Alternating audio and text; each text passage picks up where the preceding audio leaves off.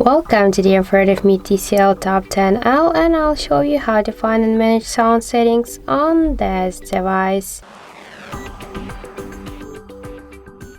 So first we should open the settings application, and after that let's tap on the sound section. After that we can see here the media, alarm and notification volume panel. Just to change the volume, for example, of alarm, we should swipe this dot to the left or to the right side with your finger. We can here turn on or turn off the don't disturb mode. We can hide player when the media session ends. So we can turn on or turn off the switcher by click on the switcher. We can change notification and alarm sounds here. We can also turn on or turn off the screen lock and charge sounds.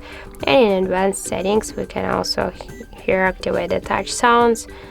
And in sound attachment we can also activate or turn off the volume booster for speaker.